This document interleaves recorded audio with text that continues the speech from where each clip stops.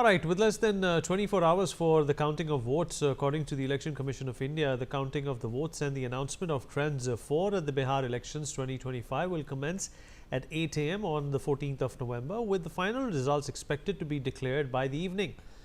The voter turnout in the second and final phase of the Bihar Assembly elections was recorded to be 66.91%, officially the highest ever voter turnout in the state since 1951, according to predictions. The BJP-led National Democratic Alliance is likely to retain power in Bihar post the second phase. 9 exit polls also projected the NDA to win 147 seats in the 243-member assembly.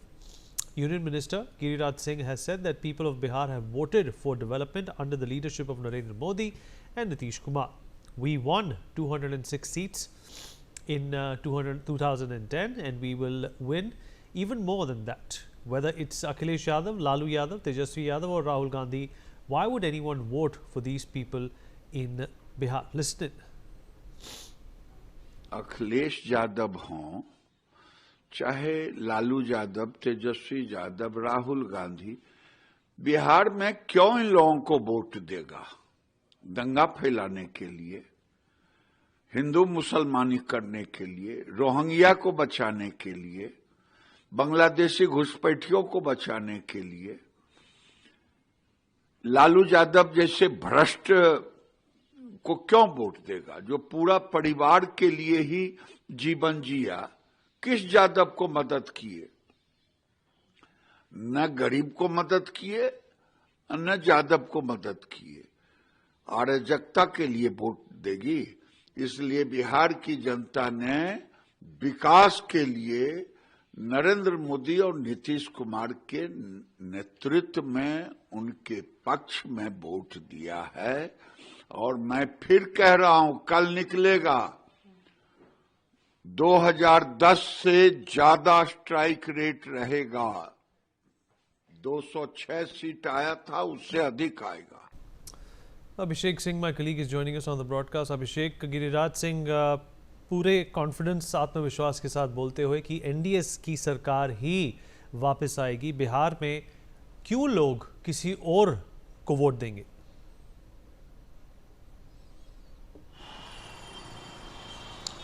Yes, the speculations are still there, and in between these speculations, BJP is pretty much sure that they are going to get the mandate. Although the record votes have created a history and it could somewhat change slightly the dynamics of the voters, the voter turnout, but what is going to be happen will come out today, that people of Bihar, what they have decided. Many of the agendas have changed. Earlier it was Vikas Purush agenda, earlier it was developments agenda, earlier it was migration, but now what the people of Bihar have decided. Although we can say that in different aspects, what RJD, JDU and BJP, the dynamics and the topography of this time, the Bihar election is also, this is the reason, is very unpredictable. And right now the leaders have fingered crossed, but we can say from the last time, this time also the celebrations and these kind of things are also not seeing happening in both the sides, either it's RJD or it's JDU or BJP. Nobody is celebrating or is pretty much that much sure or announcing it that they are winning. Everybody is waiting for the tomorrow's counting. A few minutes back, a tweet came from the Tejasvi Yadav that he has announced, he has noticed every MLA candidate that they should take at least 2,000 people with them outside the strong room, and with this every 5 Vidhan Sabha candidates should take 10,000 people outside the strong room. So this can also be a big happening tomorrow, that they will the allegations against the voting, allegations against the counting can happen. Many allegations against from the oppositions are coming out against the BJP. They are also saying that the forces are still deployed. Earlier the forces used to go back after the election, but they are still awaiting for the counting day also. So many things are coming out. It is a big day for Bihar, because this election is not only unexpected, but it will tell what the new Bihari people has decided for Bihar. Yes. Abhishek, stay with us. Ahead of counting day, Bihar DGP Vinay Kumar has said that all preparations have been made. Police are deployed in adequate numbers. Victory celebrations by any political party will not be allowed anywhere as per the Election Commission's guidelines. Counting of votes will be concluded well. पूरी तैयारी हो गई है। जितने सारे police बल हैं, पर्याप्त संख्या में उनकी तैनाती की गई है, चेकिंग चल रही है और हर तरह की निगाहें काउंटिंग को अच्छे तरह से संपन्न कराने पर लगी हुई है। नहीं, विक्ट्री सेलिब्रेशंस की मनाही है। विक्ट्री सेलिब्रेशंस कहीं पे भी नहीं मनाया जाएगा। पूर्व से निर्णय है चुनाव आयोग से लेकर के राज्य शासन का, ये किसी प्रकार के विक्ट्री प्रोसेसन नहीं होगा। ये गलत है, इस पर एफआईआर दर्ज किया जा रहा है और इस तरह का गैर जिम्मेदाराना बयान है। मतदान की प्रक्रिया संपन्न हुई है, जो काउंटिंग मतगणना होना है वो भी बड़े पारदर्शी तरीके से होगा, इसलिए मतगणना के पूर्व इस प्रकार का बयान देने से ये भड़काऊ बयान है, इस पर FIR. Ritesh Mishra, my colleague, is joining us on the broadcast to talk more about this. Ritesh, police की पूरी तैयारी है, कहा है कि सब शांतिपूर्ण होगा। इलेक्शन कमीशन ने भी कहा है कि किसी को भी ज़ोरों शोरों से जश्न बनाने की आज़ादी नहीं दी जाएगी। कल का चुनाव बहुत ही अहमियत रखता है, खासकर एनडीए के लिए, क्योंकि वापसी करने की उनकी जो गुंजाइश है वो एग्जिट पोल्स के द्वारा साबित हो ही चुकी है। महागठबंधन को लेकर भी पुलिस चौकन्नी रहेगी, क्योंकि हमने कुछ पैनलिस्ट से भी बात करी जो महागठबंधन को समर्थन देते हैं और वो कह रहे थे कि वोट चोरी का मामला भी वो एक तरह से उसको लेके भी वो चिंतित हैं। तो कहीं ना कहीं पुलिस को इस बात का ध्यान रखना होगा। अब बिल्कुल पुलिस जो है वो पूरी तरीके से हाई अलर्ट पर है, क्योंकि देखिए कि कल से ही ये बातें निकलकर सामने आ रही हैं।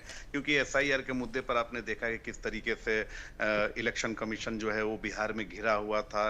इलेक्शन के दौरान ही तेजस्वी यादव ने कहा कि इलेक्शन कमीशन की जो नीयत है वो सही नहीं है। तो इस तरह की चीजें जो है वो लगातार सामने आ रही हैं। अब सोशल मीडिया प्लेटफॉर्म पर आरजेडी ने ये आरोप लगा दिया है कि जितने भी स्ट्रांग रूम हैं वहां पे जितने भी सीसीटीवी कैमरे लगाए गए हैं उसे कभी कभी बंद कर दिया जा रहा है। फिर कल सासाराम से तस्वीर आई कि एक ट्रक जो है वो स्ट्रांग रूम के अंदर चला जाता है, वो खाली बक्सों के साथ। तो इस तरह से कई सारी चीजें जो हैं वो निकलकर सामने आ रही हैं। तेजस्वी यादव कह रहे हैं अपने कार्यकर्ताओं से, वो मैसेज उन्हें कन्वे कर रहे हैं कि आप अपने अपने जो भी काउंटिंग सेंटर है वहां पर पूरी जो कार्यकर्ताओं की फौज है उसके साथ रहें। उसके ऊपर आप देख लीजिए कि आरजेडी के बड़े नेता हैं सुनील सिंह, एमएलसी भी हैं और लालू फैमिली से काफी नजदीकी है इनकी, और इन्होंने आज कह दिया कि अगर अनियमितता हुई, अगर रिजल्ट हमारे पक्ष में नहीं आया तो हम नेपाल बना देंगे। यानी जेनजी आंदोलन जो नेपाल में हुआ था, एक तरह की उन्होंने धमकी दी है। और इन्हीं धमकियों और यही सारी चीजें जो चल रही हैं विपक्ष की तरफ से, इसको लेकर इलेक्शन कमीशन हाई अलर्ट पर है। जो डीजीपी हैं उन्होंने सभी जिलों की पुलिस को हाई अलर्ट पर रख दिया है और साफ तौर पर मैसेज कन्वे कर दिया गया है कि अगर आप जीत का जश्न मनाते हैं, क्योंकि प्रोटोकॉल है, गाइडलाइन है इलेक्शन कमीशन की तरफ से कि आप जीत भी गए हैं तो आप प्रदर्शनी नहीं करेंगे, आप जीत का जश्न उस तरीके से नहीं मनाएंगे, शांतिपूर्ण सारी चीजें होंगी। लेकिन इसके बावजूद भी अगर कोई नहीं मानता है, क्योंकि देखा जाता है कि हार के बाद कई सारे जो प्रत्याशी होते हैं, उनके समर्थक होते हैं, वो उग्र हो जाते हैं, तोड़फोड़ करने लगते हैं।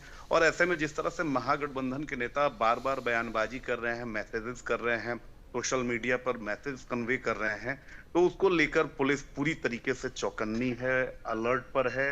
और अगर इस तरह से कोई भी चीज होती है, कोई भी वारदात होती है या कोई करने की कोशिश करता है, तो फिर उसके खिलाफ कड़ी कानूनी कार्रवाई करने की तैयारी में पुलिस है। पुलिस बल की तैनाती भी कर दी गई है। खासतौर पर जो सेंसिटिव इलाके हैं, जो सेंसिटिव जिले हैं, वहां पर ज्यादा तादाद में पुलिस फोर्स की तैनाती की गई है, ताकि इस तरह की जो धमकियां आ रही हैं वो धमकियां जो हैं वो सिर्फ धमकियां ही बनकर रह जाएं, कोई कानून हाथ में ना ले सके। रितेश, इस जानकारी के लिए आपका शुक्रिया। All right, Janswaraj spokesperson Vivek Kumar has made a statement on his expectations from counting day on the 14th of November. He said, and I quote, "We are confident that for the first time in 30 to 35 years, the people of Bihar are winning in a state where votes have always been caste-based and religion-based, for the first time in 40 years, the government opened its coffers. Listen in. हम इस बात को लेकर आश्वस्त हैं कि पिछले 30-35 साल में पहली बार बिहार की जनता जीत रही है। चुनाव के पहले भी बिहार की जनता जीती। आपने देखा कि जिस राज्य में जाति और धर्म के नाम के ऊपर वोट पड़ता आया है, पहली बार 40 साल में उस राज्य में सरकार ने अपने खजाने खोल दिए। इतना डर लगा कि भैया अगर हम लोग काम नहीं किए हैं और खजाना नहीं खोलेंगे तो जो नया विकल्प आया उसको वोट पड़ जाएगा। तो बिहार की जनता चुनाव के पहले जीती, चुनाव के दौरान भी बिहार की जनता जीती। आपने देखा कि जिस बिहार में इतनी उदासीनता है कि भाई लोग वोट ही देने नहीं आते थे, 50-55% यहाँ पर मतदान का प्रतिशत होता था, उस राज्य में 70% लगभग 68% फेज 2 में और 64% फेज 1 में वोट पड़ा है। वो दिखाता है कि एक नए विकल्प जन स्वराज के आने से बिहार में जो वोटिंग को लेकर उदासीनता थी वो उत्साह में बदल गया है। तो बिहार की जनता कल जीतने वाली है और ये आप कल देखेंगे। हम इस बात को ले Abhishek Singh, my colleague, still with us. Abhishek, Jan Swaraj, of course, are extremely optimistic about their chances, but the fact of the matter is that most of the exit polls that are out at this point in time are not giving even a bleak of a hope to the Prashant Kishore led outfit.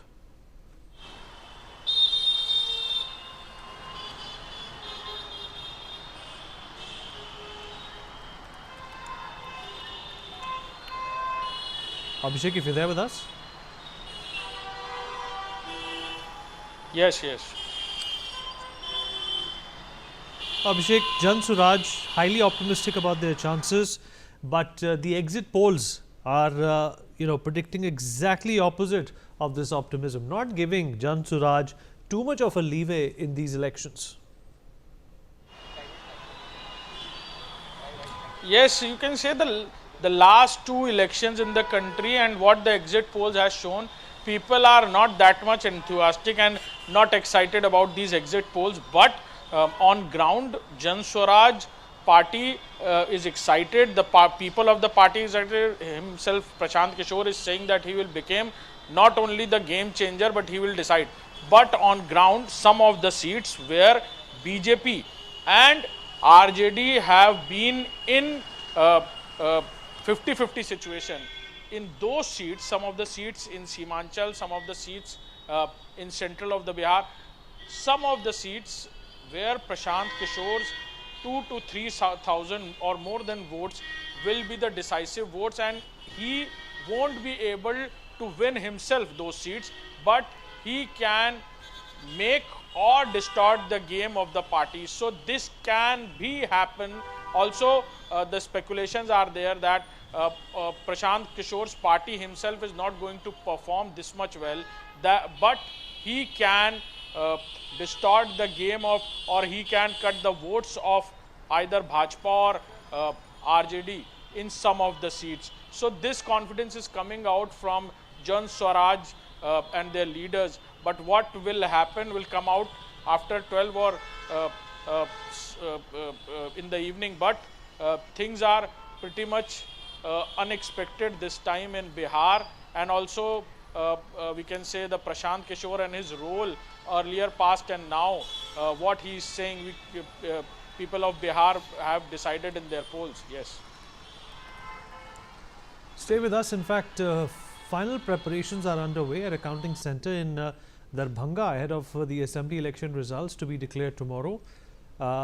DM Kaushal Kumar has said that the counting of votes will begin at 8 a.m. tomorrow. Around 2,000 counting agents and 600 personnel will be here. The machines, laptops and other items have been arranged. 3-layer security has also been implemented.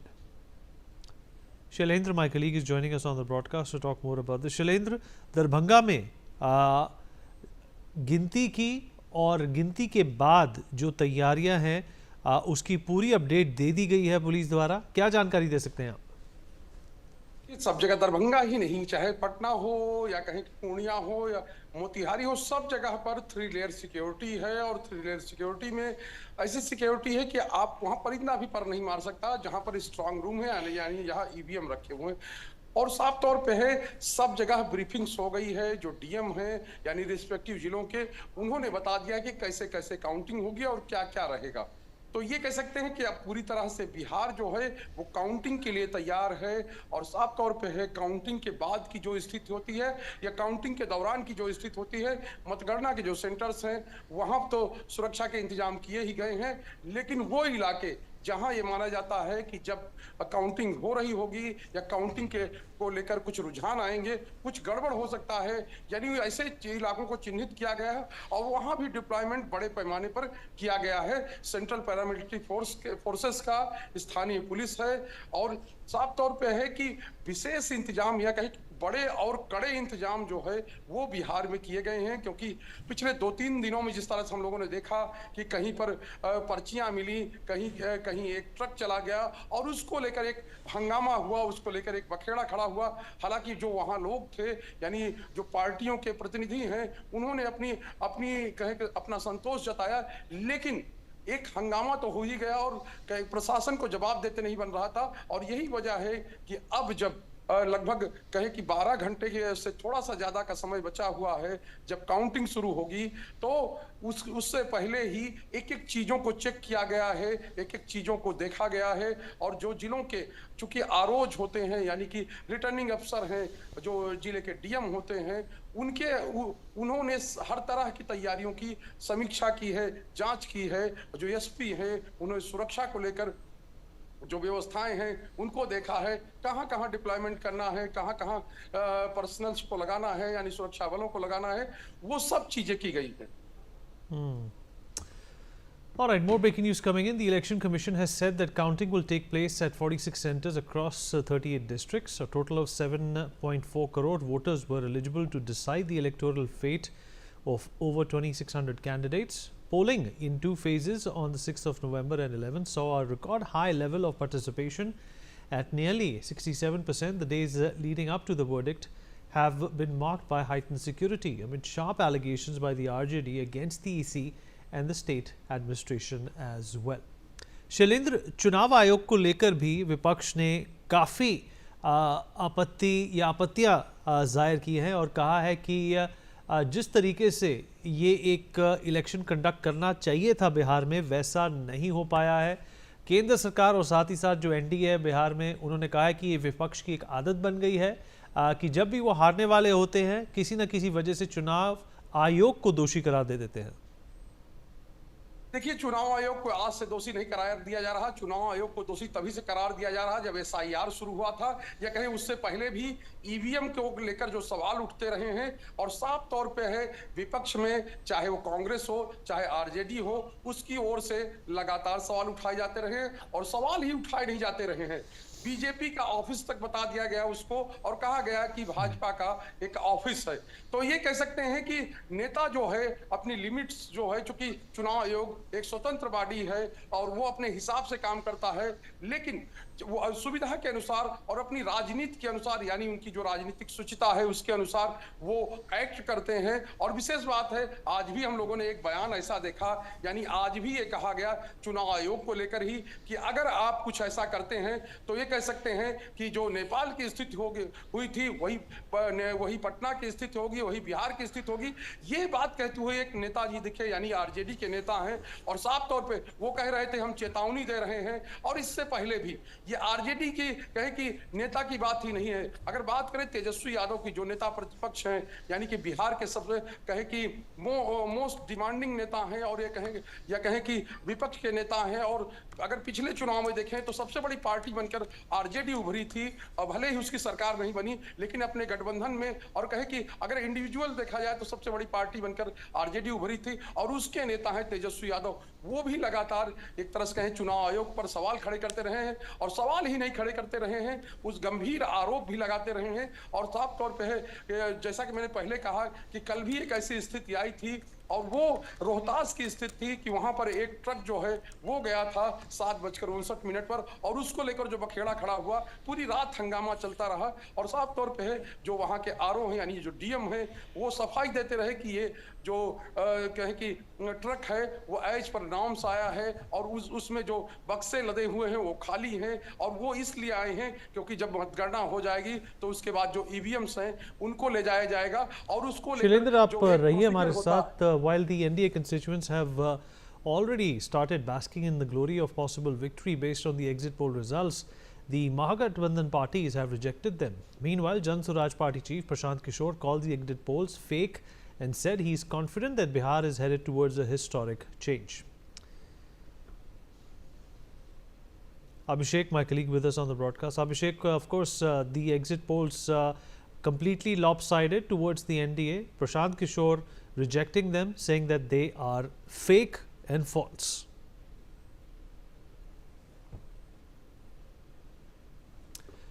All right, Home Minister Amit Shah has vowed strictest possible punishment against the perpetrators of the Delhi blast. He has said that the punishment for those behind the Delhi car blast will send a message to the world. No one should ever dare to attack our nation again, is what the Home Minister said. Manohar Keshri, my colleague with us on the broadcast, to talk more about this. Manohar, गृह मंत्री ने एक सख्त चेतावनी दी है उन लोगों को जिन्होंने ये एक घटना रची, उसकी प्लानिंग की और शायद बॉर्डर के पार से भी सलाह मशवरा किया। बिल्कुल सही आपने कहा कि फर्स्ट घटना के फर्स्ट डे से ही केंद्रीय होम मिनिस्टर अमित शाह ने कह दिया था कि जो भी इसके दोषी पाए जाएंगे उनको बख्शा नहीं जाएगा।